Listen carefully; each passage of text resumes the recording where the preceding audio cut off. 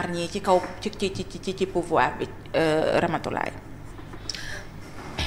Fatima, tout d'abord dama bëgg a wax les Sénégalais que ne toutes les grandes nations se sont construites dans l'unité, la cohésion, la solidarité et la générosité.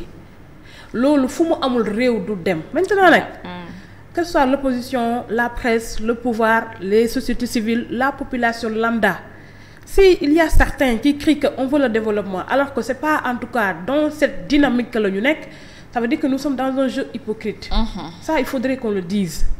Qu'importe la personne qui est à la tête de la nation, le plus important, parce que le Sénégal est au-dessus de tout le monde, y compris du président de la République, parce que ni tey buy prêter le serment, constitution léegi teg loxoom, et il va partir. Que ñu fekkee ko ñu bañ ko fekkee, ñu ngi ñaan ñu toogaat fii di analyser beneen président.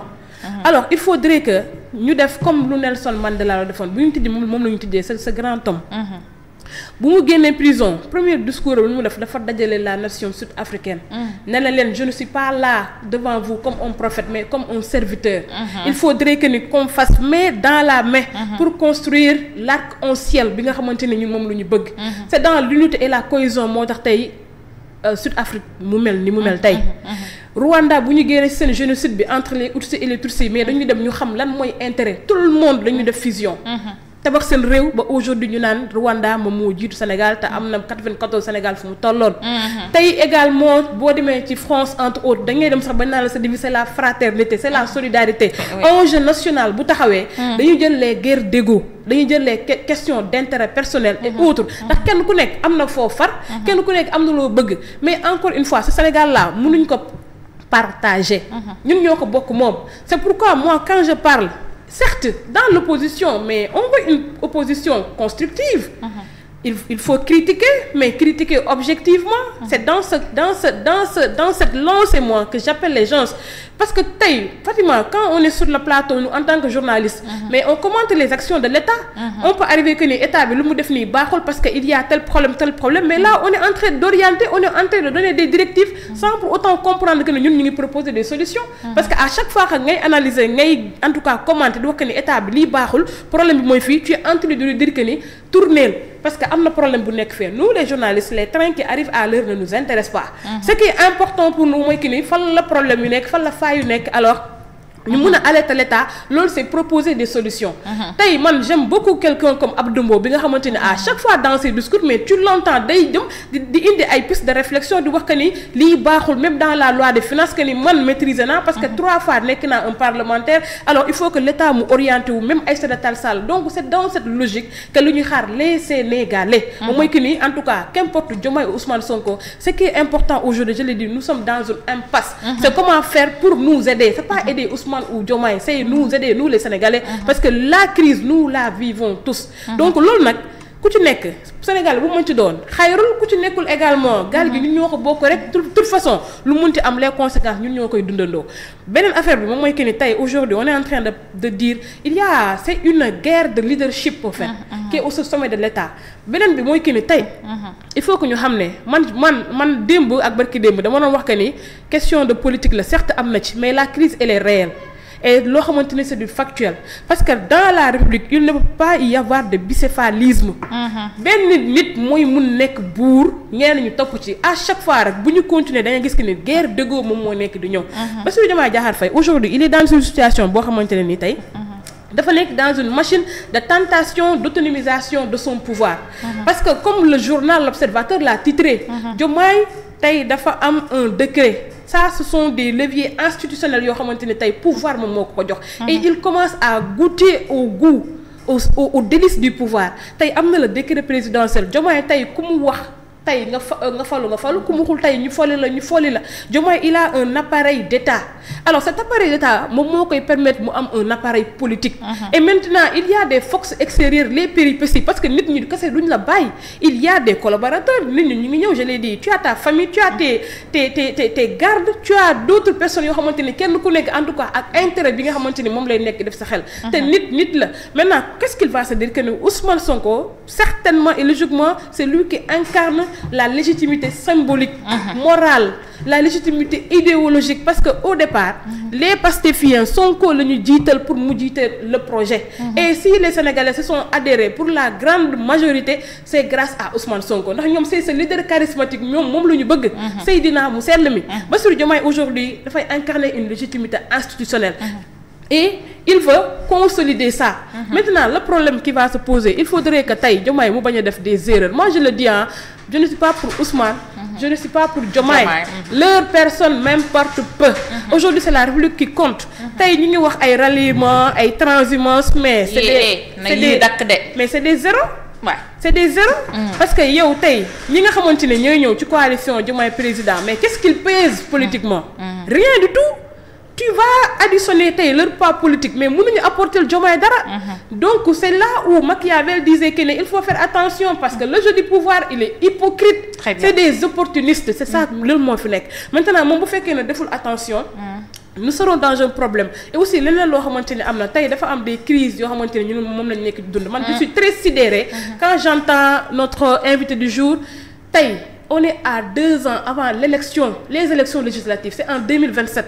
2029, la ñu war a dem ci élection présidentielle. Est-ce que c'est le moment pour penser au jeu politique? Non. Je suis désolée, non pas pour toi, pour les Sénégalais qui pensent ainsi. Et si également Diomaye ou Sonko ou en tout cas ces coalitions sont dans cette logique, lui moo ñu indiloon problème moo tax Macky Sall il a été très intelligent. Quand la question du 3e mandat bu mu posé woo en 2019 ñu ñëw fal récemment au lieu que nga am temps de l'action ñu naan la est-ce que di nga def candidature wala doo def candidature. Aujourd'hui cette question ne doit pas du tout se poser, c'est un temps de l'action. Mooy naka la ñuy def ba cette crise économique, sociale, justice barki démb du moins kay le Cheikh Ba génn na wax na. Pourquoi il a parlé? Parce que il a senti la nécessité de sortir. Parce que il y a une crise au sein de la magistrature suprême. Alors ci loolu la ñu war a woo Diomaye naka la ñuy def ba décanter la situation et essayer de les réconcilier. C'est important de réconcilier ces deux hommes. Vous savez pourquoi? Ousmane Sonko il garde la légitimité populaire. Ba pare le projet pastefien c'était autour de la personne de Ousmane Sonko. Même Diomaye l'a dit devant Babacar Fall dans une de ses émissions. Alors aujourd'hui bu fekkee dañuy nar a dem ci benn dichotomie Diomaye va perdre, Ousmane va perdre. Leur coalition c'est pas mon problème mais qu'est-ce que le Sénégal va en partir? C'est ça qui est important parce que non seulement ils ne vont pas travailler, ils ne vont pas décanter la situation et ils vont faire reculer le Sénégal parce que bu ñu demee tey balaa Guinée-Bissau di ñu jiitu wala Côte d'Ivoire mais il y a de quoi s'inquiéter. Donc moo tax encore une fois comme je l'avais dit il faut que tey ñoom ñu xool Aminata Touré elle est dans sa logique parce que day xool des jeux d'alliance naka lay positionné woo Aïda Mbodj et cetera. Mais aujourd'hui Bassirou Diomaye Diakhar Faye malheureusement c'est Sonko qui l'a mis dans cette situation parce que moom moo ko choisir. Maintenant c'est là où Sonko la war a am grandeur la war a am responsabilité la war a xalaat également qu'est-ce qui était avant le projet. C'était quoi le projet? Ousmane Sonko moomul Pastef. C'était des cadres de l'administration sénégalaise particulièrement waa impôts et domaines ñoo am seen projet politique ñëw woo ko na ko yow la ñuy jàpp ne war nga ko mën a diriger. ñu jël Sénégalais yi gëmloo leen le projet. Alors aujourd'hui moom bu toogee rek même bu fekkee dafa am une guerre d'ego war na mën a wàccaat mu dem ci Bassirou Diomaye Diakhar Faye qu'il essaie en tout cas de sauver sa mandat. Et sauver sa mandat c'est pas se sauver leur peau mais sauver les Sénégalais. Encore une fois il faut que ñu indiwaat stabilité économiquement, stabilité socialement, stabilité en tout cas tey ñu ngi wax problème djihadiste bii nii mais il faudrait que tey suñu homme yi qu'il soit préparé. Aujourd'hui ku nekk yaa ngi toog dinaan réew mi à l'intérieur est-ce que problème du fi am est-ce que di nga xalaat da ngay dem bay dem di intervenir feneen. Donc c'est des questions yoo xamante ne dañ leen ci woo te Sénégalais yi nañu bàyyi ak boobu mën ci doon ak boor bu mën ci doon ka ngay jàpp ne division wu Diomaye ak Sonko moom mooy doon sa profit tout le monde va perdre. Et quand je le dis c'est pas parce que je ne suis pas de Pastef et moi je le dis pas les gens le savent.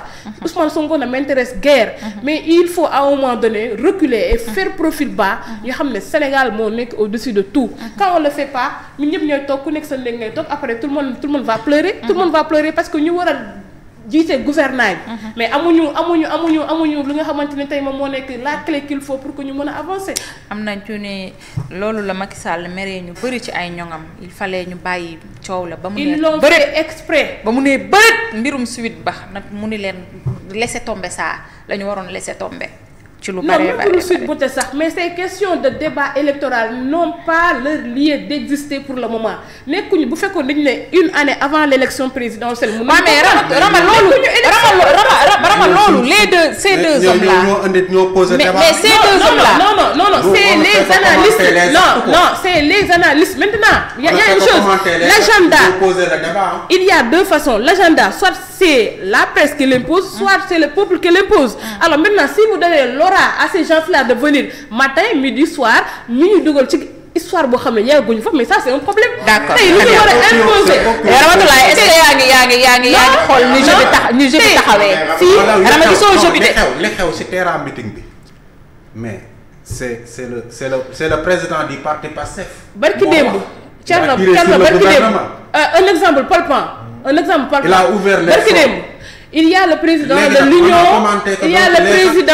de l'union de la magistrature suprême Cheikh Ba qui est sorti pour faire des analyses par rapport à la situation.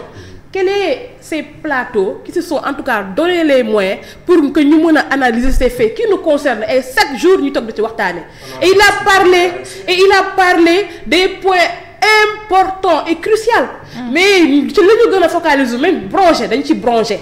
les moi j'ai suivi les journalistes l'ont bronché mais c'est ça au fait imposer le débat parce que tey ñu ngi nekk yow je ne vais pas revenir sur les différents points yi nga xamante ne moom la ko Omar yu posé mais c'est ça le débat mais si vous voulez en tout cas nous imposer un calendrier électoral qui n'a pas encore sa date son heure mais quand il y a de quoi faire d'accord waarama yow d'accord loolu foofu la crise qui est présente.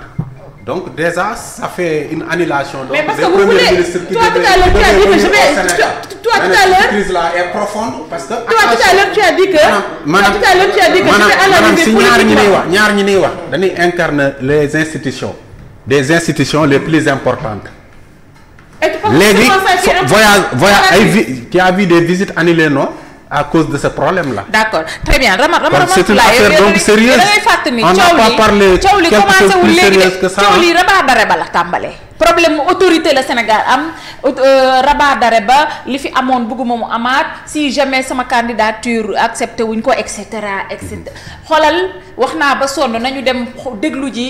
sorti Ousmane Sonko boobu mu solee blogam bu weex ba koppati bu weex ba toog di def live di wax ak sénégalais yi ci li nga xamante ni moo ko naqari ci réew mi ñi koy saagaat bu ko neexoon moom président bu dakk li tax defu ko moom xamu ko yooyu yëpp fi là-bas la ñu ne des actions politiques sont en train de naître ci après nag ci la Diomaye jël ay décisions après terrain meeting bi juddu et cetera loolu mënoo ko cee génnee Baba noo ko soxna si xoolal mbir mi xoolal y a de la politique ñoom ñoo anticiper ils ont anticipé au lieu de travailler ils font de la politique. d'accord Mass léegi bàyyil Baba dem après nga ñëw bàyyil Baba dem après nga ñëw atia Baba vas-y.